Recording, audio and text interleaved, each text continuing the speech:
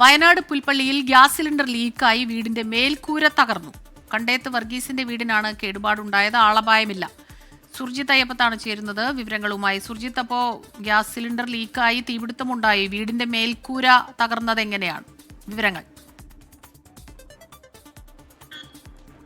സ്മിത, തീപിടുത്തം ഉണ്ടായില്ല. Gas cylinder leak ആവുകയാണ് ഉണ്ടായത്. ലീക്കായതിന്റെ ആ സമ്മർദ്ദത്തിൽ 150ഓളം ഓടുകളാണ് പൊട്ടി നിലത്ത് വീണിരിക്കുന്നത്. ഇത് എന്താണ് ഈ പ്രതിഭാസത്തിന് കാരണമെന്നുള്ളത് അന്വേഷണം നടക്കുന്നുണ്ട്. സപ്ലൈ ഓഫീസറടക്കം വിവരം അറിയിച്ചിട്ടുണ്ട്. കന്നാരമ്പുഴ കണ്ടേത്ത് വർഗീസിന്റെ വീടിനാണ് ഈ വ്യാപകമായ രീതിയിലുള്ള കേടുപാടുകൾ സംഭവിച്ചിരിക്കുന്നത്. ഇന്ന് രാവിലെ ചായ വെച്ച് വീട്ടുകാർ പുറത്തിറങ്ങി. ആ ഘട്ടത്തിലാണ് വലിയ ശബ്ദം കേട്ടത്. ചെന്ന് നോക്കുമ്പോൾ ഗ്യാസ് സിലിണ്ടർ ലീക്കായതാണ്.